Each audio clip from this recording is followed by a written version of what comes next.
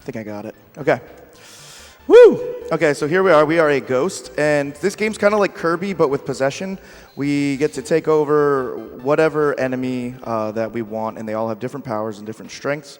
So in the route, the girl is the fastest in terms of movement and jumping, and there are several characters that are more powerful than others for the boss fights. So you'll see two health meters. There's an E meter and an L meter. The L meter is the life of whatever you're possessing. The E meter is your overall ghost life. So if you are without a body, your E meter slowly drains. If you go through any walls or anything, it drains very quickly. So you can kind of completely go out of bounds because you're a ghost, but you have to plan it pretty tightly. And this is the world's most boring game of whack-a-mole.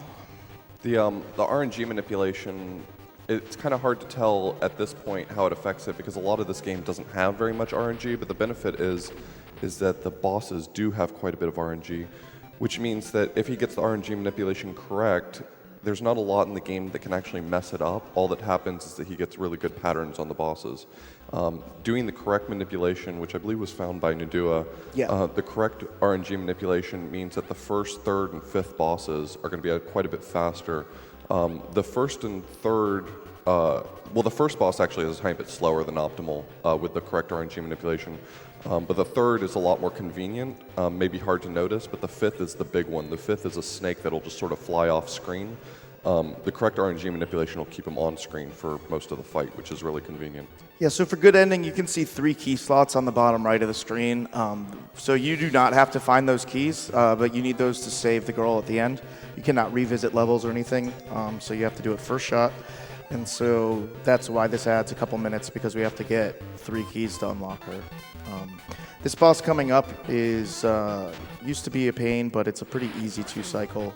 We got the conveyor belt on the bottom pushing you away.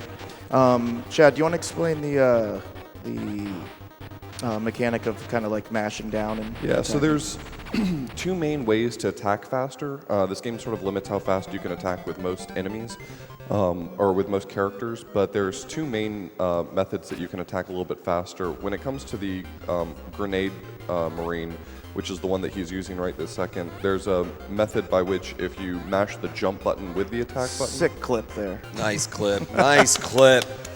Just kidding. That's just a hole in the wall. Yeah, it's just a hidden shortcut. It's not actually a clip.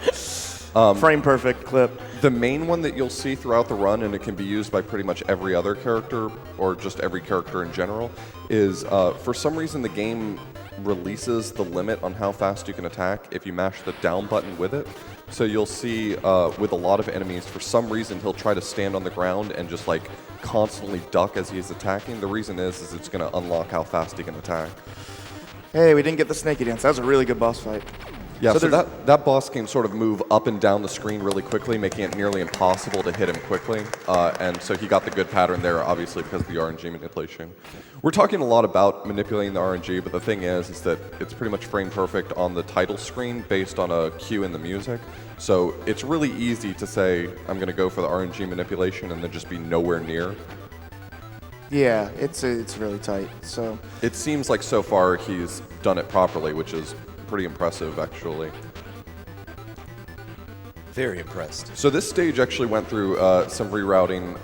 The second half of this game used to be done with the ninja, which has a pretty good jump, but it has a short-range melee attack. Look at his tongue, though. He just murdered a guy, and he's just happy as can be. I love these animations, too. They're pretty hilarious. But someone found that there was actually a hidden passageway through the side of that wall, which made it possible to fly through with the ghost. Otherwise, as John mentioned earlier, it takes away your health very quickly if you're flying through solid walls. And got the laser marine, which the laser marine's hidden there for a reason. He's really overpowered. He's sort of like a secret character that you're not supposed to have access to until the final stage, but they hid one in this stage, which turns this fight from a 3-cycle that's very difficult into a pretty easy 2-cycle. So his name's Contra Guy, not Space Marine. Thank you. Sorry. This is kind of when the route really gets more difficult for good ending than any percent. these last 2 keys evolve some rooms that just you kind of have to traverse a lot of enemies, and a lot of times if you get hit once, you'll leave your body and have to go find another body. But the thing is, that body might be too slow or not have the ability you need, so you have to be really careful. Yeah, stage 5 is really an endurance match. This is a particularly long stage with a lot of enemies. Contra Guy. Contra Guy can actually take a decent number of hits, but unfortunately, it's very easy to get worn down over the course of the stage, especially by the time you get to the boss. And if the boss is not perfectly RNG manipulated, you're kind of playing with fire whether or not he charges right at you. And then the 6th stage is a really challenging platforming stage. It's not quite as long as this one, but it's a lot more precise because they just packed it full of enemies. We could probably get a donation or two while we're traveling through the end of this level. Sure thing. We have $250 from Maid Walk Herd. Ghost? Looking forward to Avenging Spirit. Put this towards John Carl's choice. That jump that you saw there to cross that gap is actually pretty tight. And if you hit any of these spikes, it's one-hit death, so... Another thing that's interesting is when these platforms are going up, you get a huge vertical boost, which means you can skip platforms like that. It's kind of a strange mechanic, but you can probably get one more. All right, we have $20 from Tina Hacks. Woo! Hey, is that John Carl's playing Avenging Spirit? I hope we get to see the good ending. Good luck, John, and don't beef it. Money goes to John's choice. Yeah, I don't like good endings, so everybody wanted to make sure that I had to play good endings, so I like any percent a bit more, but here's the boss that is random. You don't want to save your girlfriend, is what you're saying? Yeah. Oh, that was good still. So if you play this game casually, he has a very strong tendency to just fly up and off the screen where no one can ever hit him and just stay there for 10 seconds at a time. So...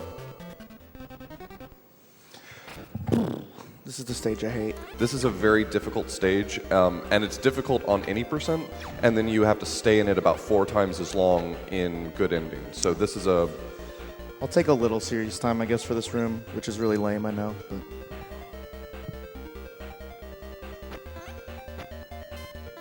So he has to hit these 5 tiles, the ghost tiles, in order to unlock the door into the final key.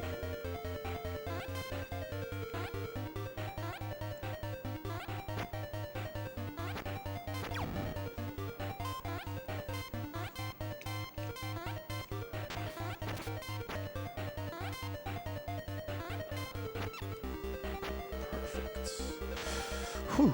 Oh, nice. Okay. All I'm right, a little so more relaxed now. Yeah, he made his way to the health refill. He actually pushed one of the cycles there a lot quicker than you would do if you were playing it safe. It just sucks when you find a door and it has the word ghost on it and you have to go step on all the letters, Because you're already a ghost, right? Yeah. We've all known that. I already have ghost cred. Yeah. So yeah, the good ending is the boss is supposed to be easier because, like Chad said, the Contra Guy is really powerful. The girlfriend, we're gonna end up possessing the girlfriend and using her, and she has basically the same ability as him. So if you're playing this casually, it's a lot easier with her than it is with almost any of the people you do. Though her stats are very similar to the Laser Marine, and the Laser Marine's available right at the end. Sorry, Contra Guy. Contra Guy. Yeah, Contra Guy. I'm offended. I know. And so here's our touching moment where we find our girlfriend, and then we have a really weird animation when we possess her that I think is kind of funny looking. Best one in the game. Oh, that's your girlfriend. Yeah. I get it now. But now she looks like that, so I don't really understand. So we're coming up on the final boss here. The final boss we manipulate, we can make him drop down, and then we're going to do what Chad said, which is mash down and B, and to shoot him as quickly as possible, faster than the game intends. You have to mash this pretty fiercely, and I don't know if you've ever experienced mashing a directional pad button, but it's not pleasant. Okay, and time is coming up. All right, when so it goes screen dark. fades to black. Time. And that is a PB for me. Good job. Nice That is a PB. job, sir. All because you pushed that cycle. That's a legit PB. That's 1 second faster than my practice room PB. So that's really exciting. Shout outs to the Game Boy community, especially people like Nadua, Jeffro Sledger for just pouring their time into games like this that maybe don't get as much attention, finding stuff like the RNG manip. You can check them out on the Game Boy Discord or gbrunners.com. We can see the ending cutscene real quick, if that's okay. No? No, we are running. We need to catch up. Okay, well, it's really depressing. Basically, your girlfriend is saved, which is nice, and then you disappear off into the beyond, and it's really depressing, and kids shouldn't play this. So anyways, thank you so much, and let's get the